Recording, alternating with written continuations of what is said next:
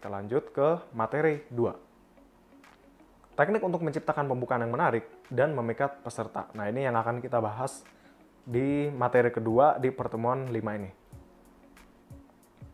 Oke, kita mulai dari studi kasus dulu ya. Ya, ini pembukaan yang memikat saat presentasi inovasi dalam teknologi pendidikan. Nah, ini ya. Nah, dalam sebuah konferensi pendidikan internasional, seorang ahli teknologi pendidikan, Sarah Rodriguez, memiliki tugas untuk membuka sesi tentang inovasi dalam teknologi pendidikan. Dengan menggunakan berbagai teknik pembukaan yang menarik, Sarah berhasil memikat perhatian peserta dan menciptakan atmosfer yang dinamis. Gitu. Nah, kita mulai dari pendahuluan dulu. Pembukaan yang efektif dalam presentasi atau pidato memiliki peran krusial dalam menarik perhatian penonton ya, atau pemirsa. Teknik-teknik tertentu dapat digunakan untuk menciptakan pembukaan yang menarik dan memikat, membuka jendela kesempatan untuk menyampaikan pesan dengan hasil yang maksimal atau impact yang maksimal. Gitu. Oke, di sini ada 10 teknik pembukaan presentasi ya. Yang pertama ada cerita atau anekdot yang relevan. Gitu. Nah, di sini ada 10 teknik gitu ya. Teknik pembukaan presentasi. Nah, yang pertama ada gunakan cerita atau anekdot yang relevan gitu. Nah, mulailah dengan sebuah cerita pendek atau anekdot yang berhubungan dengan topik presentasi. Nah, cerita ini dapat membangun hubungan emosional dengan penonton dan membuat mereka lebih terlibat. Gitu ya, misalnya tentang presentasi mengenai perubahan lingkungan gitu, atau misalnya tentang banjir di perkotaan. Gitu. Mungkin kita pembukaannya bisa berupa kayak Rahul, seorang pedagang di pasar, sering mengeluhkan banjir yang sangat besar ketika hujan sedikit aja. Nah, Rahul sangat merasa kesulitan ketika dia ingin menjual dagangannya. Nah, itu kan ada nanti hubungan emosional antara si penonton dengan si videonya gitu. Nah, lanjut. Nah, selanjutnya adalah kita gunakan pertanyaan yang mendorong untuk kita berpikir. Gitu. Nah, sisipkan pertanyaan yang mendorong pemirsa atau untuk berpikir. Pertanyaan ini dapat merangsang rasa ingin tahu dan menarik perhatian. Nah, menciptakan ikatan antara pembicara dan pemirsa. Nah, contohnya adalah, tahukah kalian para pedagang di pasar itu, salah satunya Rahul, itu sangat kesulitan ketika terjadi banjir besar. Oleh karena itu, apa yang harus kita lakukan untuk menghindari banjir ini? Gitu. Nah, itu kita harus pertanyaan nih. Jadi ketika si naratornya sudah menanyakan itu ya, cara menghindari banjir itu gimana ya? Nah, itu membuat penonton berpikir seperti itu kan. Nah, lalu selanjutnya ada statistik atau fakta yang menarik. Nah, di sini gunakan statistik atau fakta yang menarik yang relevan dengan topik presentasi. Data kredibel dapat memberikan bobot pada pembukaan atau mendukung argumen yang akan disampaikan.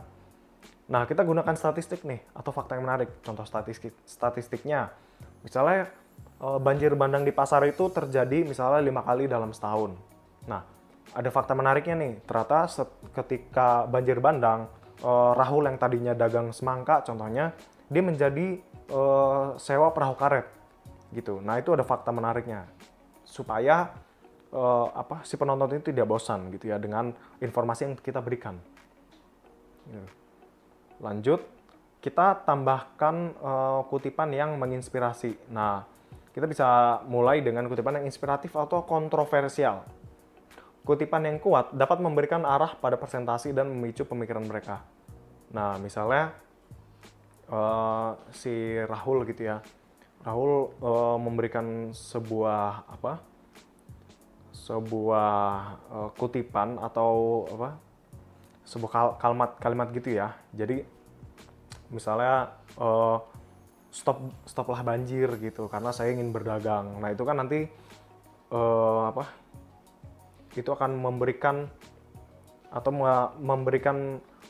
si penonton itu berpikir gitu, supaya penonton itu berpikir, ini ternyata kasihan juga ya, ternyata ada pedagang di pasar yang merasa kesulitan ketika banjir gitu. Nanti mungkin kita bisa stop penggunaan plastik atau apa segala macamnya gitu.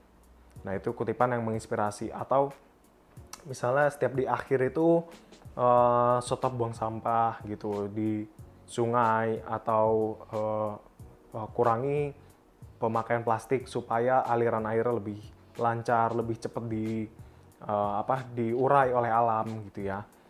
Nah, itu salah satu kutipan yang menginspirasi. Nah, selanjutnya adalah interaksi langsung dengan audiens. Nah, ya. Jika memungkinkan, interaksi langsung dengan pemirsa dapat menciptakan pembukaan yang dinamis. Nah, pertanyaan sederhana atau kuis singkat dapat membangkitkan minat dan partisipasi. Gitu. Nah, ketika live gitu ya, atau ada show di mana ada narator atau pembicara di depan, kita perlu, supaya tidak bosan, kita harus melaksanakan interaksi langsung dengan audiens supaya terjadinya interaksi dua arah gitu, jadi nggak satu arah. Misalnya ada webinar tentang bisnis gitu. Nah, si pembicara jangan hanya memberikan teori secara terus-menerus, tetapi kita harus memberikan atau melempar beberapa pertanyaan yang berkaitan dengan bisnis. Contohnya gini, contohnya ada si Rahul tadi, dia salah satu peserta bisnis gitu ya. Bapak Rahul, apakah Bapak pernah menjalani sebuah bisnis gitu? Nah, nanti kan penonton itu akan merasa, oh iya, ini lumayan relate nih gitu. Nah, nanti Rahul akan menjawab semua pengalamannya dia gitu. Oke, lanjutnya adalah demonstrasi atau ilustrasi visual. Nah, gunakan gambar, video, atau demonstrasi langsung untuk memvisualisasikan konsep atau produk. Ya, visualisasi dapat menciptakan dampak yang kuat dan meningkatkan daya ingat pemirsa. Gitu. Nah, kalau kita tarik contohnya tadi, misalnya Rahul seorang pedagang di pasar yang mengeluhkan sering terjadi banjir di pasar, gitu ya. Nah, kita perlu memberikan gambar nih, situasinya gimana, banjirnya sebesar apa, apakah sepinggang atau selutut, gitu. Nah, itu akan menguatkan daya ingat dari penonton. Atau misalnya tentang bisnis, gitu ya. Di bisnis mungkin kita bisa kasih gambar, mungkin ada orang berjabat tangan, gitu ya, atau grafik. Itu akan lebih mudah diingat ketimbang hanya tulisan teori saja.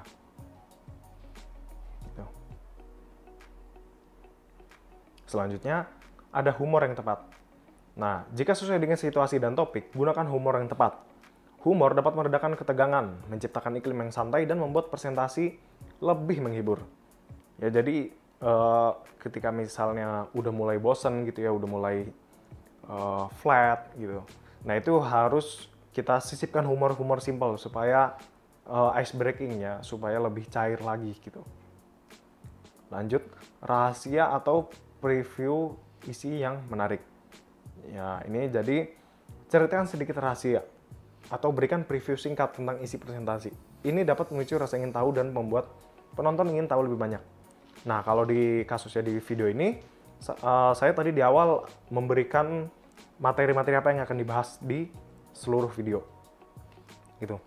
Lanjutnya adalah penggunaan musik atau suara latar belakang. Nah, daripada kita di saat presentasi kita akan ngomong terus sepanjang video atau sepanjang kita lagi presentasi, kita bisa menggunakan musik nih supaya mengisi backsound-nya supaya nggak bosen, nggak monoton gitu-gitu ya. Oke, lanjut. Nah, terakhir adalah sentuhan personal atau pengalaman pribadi. Nah, biasanya kita perlu menambahkan sentuhan personal atau pengalaman pribadi supaya karena beberapa orang akan relate atau akan bisa merasakan apa yang kita rasakan berdasarkan pengalaman pribadi gitu. Nah, kesimpulannya adalah pilihan teknik pembukaan tergantung pada konteks dan tujuan presentasi. Dengan menggabungkan elemen-elemen ini secara kreatif, pembicara dapat menciptakan pembukaan yang menarik dan memikat pemirsa, membuka pintu bagi presentasi yang efektif, dan memberikan kesan yang tak terlupakan. Gitu. Jadi, teknik pembukaan ini lumayan penting ya, karena ini yang pertama, dia akan membuat peserta itu lebih jadi tertarik dengan konten kita atau dengan karya yang kita buat. Dan yang kedua adalah si penonton jadi nggak mudah melupakan karya yang sudah kita berikan atau kita sampaikan gitu. Jadi itu ya, teknik pembukaan merupakan salah satu hal yang penting di script writing.